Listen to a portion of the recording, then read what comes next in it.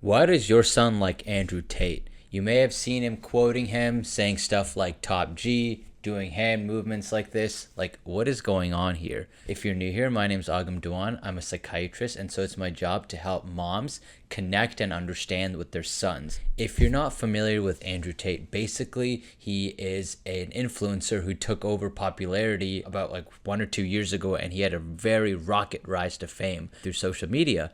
And at one point, he was known as the world's most Googled man at one point. So, definitely a very, very successful figure in terms of social media marketing, but also very controversial. You may have heard of some of the accusations like, oh, he's a misogynist or he's a sex offender and all that. But that's not the question. The question is, why is your son drawn to him? And so rather than trying to judge him and be like, oh, this is bad, you have to understand him. So I'm going to help you do that. I remember one time, maybe 2 years ago, my cousin and his mom visited from India. Born in India, grew up in India, and they visited New York for the first time. We're getting lunch, and he says, my cousin says something. He goes like, top G shit. And I'm like, I know what he's talking about.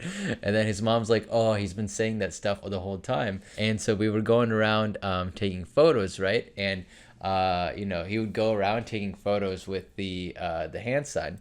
And that was my first time actually connecting with my cousin for a long, long time. But immediately, because I understood what he was talking about, where he was coming from, we immediately bonded. And that's something that his mom was not able to do over that, just because he did this and I knew what he was talking about.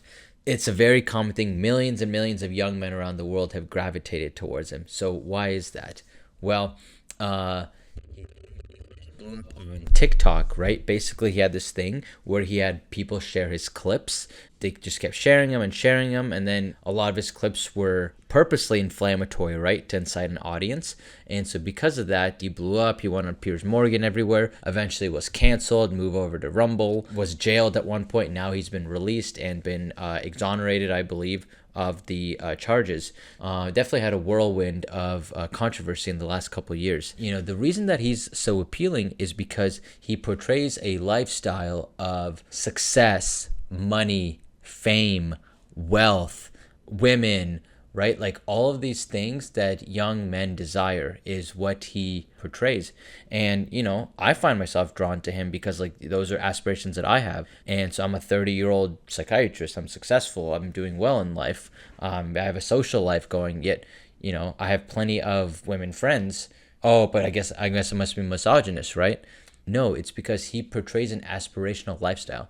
Just like women are drawn to Kim Kardashian and Kylie Jenner, right? I look at them and I'm like, why are you drawn to these fake figures? They're idiots.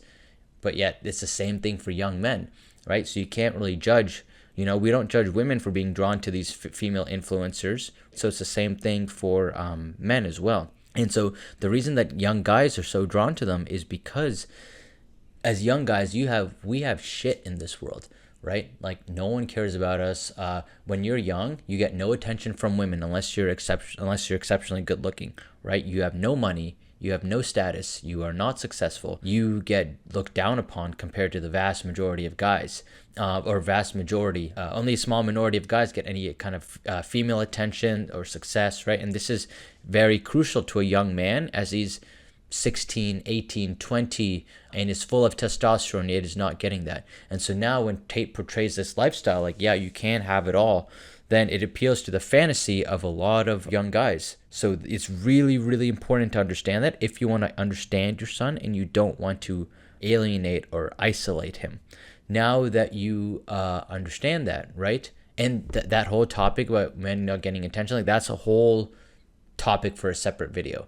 But I wanted to really share that point with you because, that's why guys are going towards gaming and isolating, because there's no point in trying to be successful in this world if, it's much harder than it was before and the comforts are much more comforting than they were before. But that's a topic for a separate video. So now the question is, okay, what do we do about it?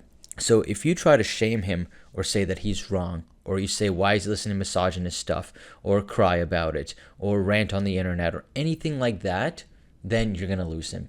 Mom, you will lose your son if you shame his views. what you need to do is you have to try to understand him. Why is he drawn to this figure? What does he get from him? Why is this figure a role model for him? That's the real questions that you need to be asking. And so the only way to do that is to understand him. And to understand him, you have to have a conversation with him. And in the conversation, you need to be open, empathetic, non-judgmental, and validating, meaning that you listen to him, you don't interject with your own thoughts. You ask him, okay, so what makes you drawn to him? Like, what do you think? What do you like about him? What are your thoughts about these things that he says? What are some good points that he has? What are maybe some negative points that he has? Do you agree with everything he says? And just listen with the attitude to understand. That's the most important thing. Not to criticize or to try to change his views, right? Because now once you do that, you will generate an alliance together.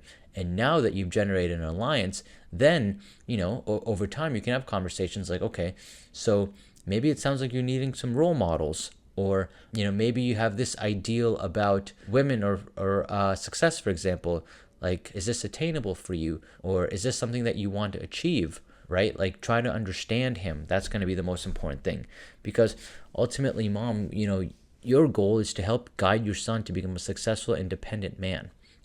Either he can do that with you or he can do that without you. And I'm sure that if you've raised your son for this long, you want him to do it with you. Spend the time to bond with him to do that, no matter what his beliefs and ideals are. It's really important that you try to understand him, because that's the only way that you will change anything. And but it's really important that he get the right guidance and he get the right role models too. And so, if that's something that you're concerned with and you want help with, feel free to book a consult and we'll see how we could possibly work together. And so now I'll see you in the next video.